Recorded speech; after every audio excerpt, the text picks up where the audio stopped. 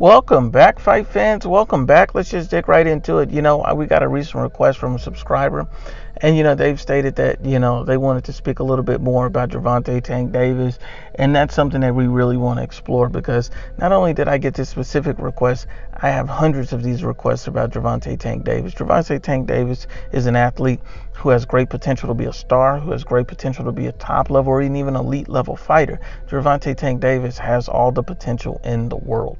The problem with Gervonta Tank Davis is that he's being protected and held back by the PBC, Al Heyman, and Mayweather Promotions, and Leonard Ellerbe. At the end of the day, he has the wrong team around him. He has the wrong advisors. And the reason why we say that is he's turning down massive deals, offers, and opportunities to continuously fight bums. This is who Gervonta Tank Davis is. He's not wanting to fight the best competition. He's not wanting to fight the best fighters. He's wanting to fight the easiest fights for the biggest paydays. At the end of the day, he's following a path of many other PBC fighters, such as Deontay Wilder, who's known as the Bum Slayer. Gervonta Tank Davis is the new Bum Slayer. Gervonta Tank Davis is 21-0 with 20 knockouts. He's 24 years old. He's a southpaw and he's 5'5.5" with a 67.5-inch reach. So he has all the dimensions, skills, and use on his side to be a top-level fighter. But his last fight was a replacement fight. But even then, it was a replacement for Abnormatis, who had already been beat, and Abnormatis, who would be moving up in weight. So he shouldn't have even been fighting Abnormatis.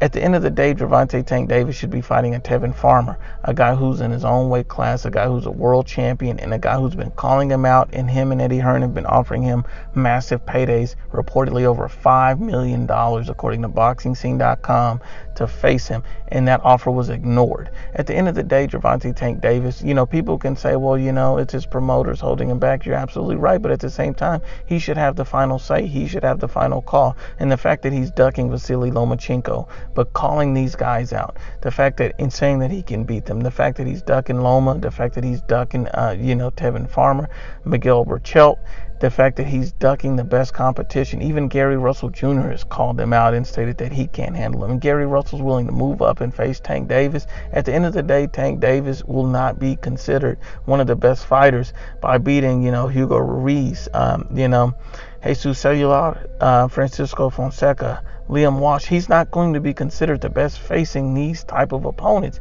He has to face the big names. He has to take chances. He has to take risks. And at this point in the game, he's considering himself no longer as a prospect. He's saying he's the best. He's saying he can beat these guys. Well, it's time for him to step up, because as of right now, Gervonta Tank Davis is a unified, certified bum slayer.